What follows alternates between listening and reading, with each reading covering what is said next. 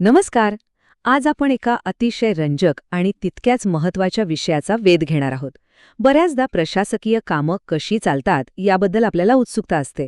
आज आपण धाराशिव येथील तहसील कार्यालयाच्या एका अत्यंत महत्त्वाच्या सूचनेचा सविस्तर आढावा घेणार आहोत.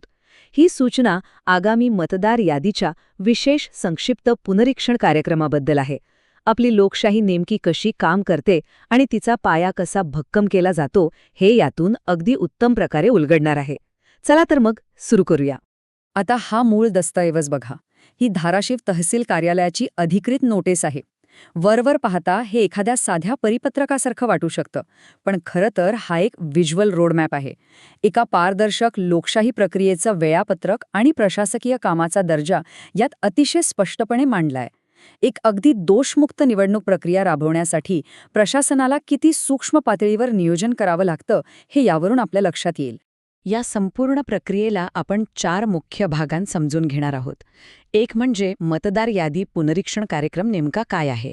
दुसरं, या कार्यक्रमाचं महत्त्वाचं वेळापत्रक. तिसरं, BLO म्हणजेच मतदान केंद्रस्तरीय अधिकारी यांच्या महत्त्वाच्या जबाबदाऱ्या. आणि चौथं म्हणजे या सगळ्यावर ठेवली जाणारी देखरेख आणि पारदर्शकता. हे 4ही टप्पे समजून घेणं खूप गरजेचं आहे. तर आपला पहिला भाग आहे मतदार यादी पुनरीक्षण कार्यक्रम.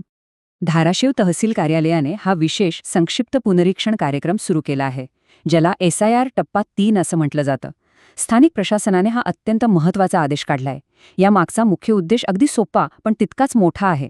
एकाही पात्र नागरिकाचं नाव मतदार यादीतून सुटता कामा नये, आणि जे पात्र नाहीत किंवा दुसरीकडे राहायला गेलेत त्यांची नावं यादीत राहू नयेत. थोडक्यात सांगायचं तर कागदोपत्री रेकॉर्ड आणि प्रत्यक्ष वस्तुस्थिती यात ताळमेळ बसवण्याचा हा एक प्रचंड मोठा प्रयत्न आहे. यात एक अत्यंत महत्त्वाचं वाक्य आहे.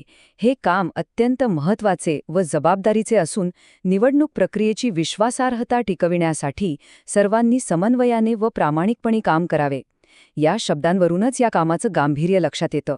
ही केवळ एक नियमावली नाहीये. समन्वय आणि प्रामाणिकपणा या 2 शब्दांवर दिलेला जोर स्पष्ट करतो की कुठल्याही प्रशासकीय प्रक्रियेत आणि विशेषतः निवडणुकीत पारदर्शकता हीच खरी ताकद असते. आता वळूया दुसऱ्या भागाकडे, कार्यक्रमाचं महत्त्वाचं वेळापत्रक. हे वेळापत्रक म्हणजे अचूक नियोजनाचा एक उत्तम नमुनाच आहे. हे केवळ तारखांचं कॅलेंडर नाहीये, तर जूनमधल्या प्रशिक्षणापासून ते ऑक्टोबरमधल्या अंतिम यादी प्रकाशनापर्यंतचा एक अतिशय वेगवान काउंटडाऊन आहे. बघा, 20 जून ते 29 जून 2026 हा कर्मचाऱ्यांचा प्रशिक्षण कालावधी असेल. त्यानंतर लगेचच 30 जून ते 29 जुलै या एका महिन्याच्या काळात घरोघरी जाऊन मोहीम राबवली जाईल. विचार करा, अवघ्या एका महिन्यात हजारो घरांना प्रत्यक्ष भेटी द्यायच्या आहेत. त्यानंतर 5 ऑगस्ट रोजी प्रारूप मतदार यादी प्रकाशित होईल. 5 ऑगस्ट ते 4 सप्टेंबर हा काळ नागरिकांसाठी दावे आणि हरकती नोंदवण्यासाठी असेल, आणि त्यावर 5 ऑगस्ट ते 3 ऑक्टोबर दरम्यान सुनावण्या होतील. या सर्व प्रक्रियेतून तावून सुलाखून निघाल्यावर शेवटी 7 ऑक्टोबर 2026 रोजी अंतिम मतदार यादी प्रकाशित केली जाईल. कसं वाटतंय? आहे की नाही प्रशासकीय वेळेचं काटेकोर गणित? यानंतर येतो आपला तिसरा भाग, BLO यांच्या महत्त्वाच्या जबाबदाऱ्या. सोप्या भाषेत सांगायचं तर BLO म्हणजेच मतदान केंद्रस्तरीय अधिकारी हे या संपूर्ण मोहिमेचा कणा आहेत. यांची कामं अत्यंत स्पष्ट आणि ॲक्शन ओरिएंटेड आहेत. सगळ्यात आधी सर्व माहिती समजून घेण्यासाठी प्रशिक्षणाला उपस्थित राहणं त्यांच्यासाठी अनिवार्य आहे. त्यानंतर त्यांच्या वाट्याला आलेल्या मतदान केंद्र क्षेत्रातील प्रत्येक घराला प्रत्यक्ष भेट द्यायची आहे.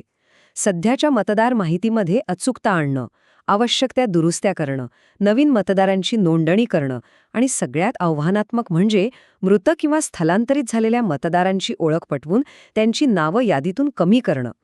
घरोघरी जाऊन डेटा गोळा करण्याचा हा जो प्रत्यक्ष खटाटोप आहे ना, तोच ह्या संपूर्ण प्रक्रियेचा सर्वात भक्कम पाया आहे. अर्थात हे एवढं मोठं काम आपोआप होत नाही.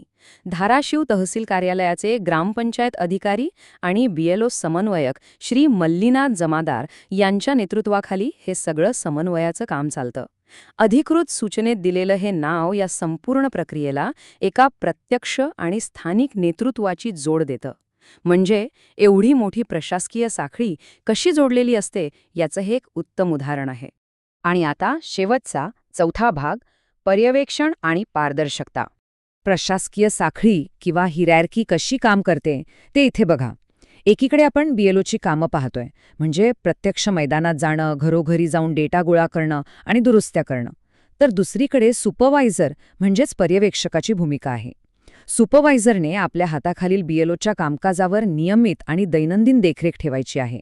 त्यांच्या कामाची काटकोर तपासणी करायची आहे. पर्यवेक्षकाचं काम फक्त चुका काढणं नाही, तर प्रक्रियेचा दर्जा उत्तम राहील याची रोजच्या रोज खात्री करणं हे आहे. ह्या संपूर्ण साखळीचं आणि इतक्या कठोर देखरेखीचं मुख्य कारण काय? तर काम 100% पारदर्शक आणि त्रुटीमुक्त असलं पाहिजे. निवडणूक आयोगाच्या सूचनांचं काटेकोर पालन करून सर्वांनी हे कामकाज करावं, हा ह्यामागचा स्पष्ट आणि निरपेक्ष आदेश आहे. लोकशाहीच्या या सर्वात मोठ्या प्रक्रियेत कुठलीही तडजोड किंवा चूक खपवून घेतली जाणार नाही, हेच यातून सिद्ध होतं. आणि म्हणूनच या संपूर्ण मोहिमेचा मूळ उद्देश एका अत्यंत प्रभावी आणि प्रेरणादायी वाक्यात मांडला गेलाय: शुद्ध मतदार यादी, सक्षम लोकशाही. प्रशासकीय नियमांची, वेळापत्रकाची आणि घरोघरी फिरण्याची ही सगळी गुंतागुंत केवळ याच एका मोठ्या आणि अंतिम उद्दिष्टासाठी आहे. आपली मतदार यादी जितकी शुद्ध, अद्ययावत आणि अचूक असेल, तितकीच आपली लोकशाही खऱ्या अर्थाने सक्षम आणि मजबूत होईल. खरं सांगायचं तर हेच वाक्य या संपूर्ण कार्यक्रमाचा खरा गाभा आहे. आता या सगळ्या माहितीनंतर एक मोठा प्रश्न उभा राहतो. धाराशिवमधलं हे अत्यंत कठोर आणि बहुस्तरीय समन्वयाचं काम 7 ऑक्टोबरपर्यंत एक परिपूर्ण 100% शुद्ध मतदार यादी तयार करण्यात यशस्वी होईल का? स्थानिक प्रशासनाची ही एवढी मोठी व्याप्ती आणि या प्रक्रियेतल्या प्रत्येक अधिकाऱ्याचं योगदान खरोखरच थक्क करणार आहे. पडद्यामागे चालणाऱ्या या अवाढव्य कामाची आपल्याला नेहमीच जाणीव नसते. पण आजच्या या आढाव्यातून हे प्रशासकीय चक्र कसं चालतं हे नक्कीच स्पष्ट झालं असेल. विचार करण्यासारखी गोष्ट आहे ना?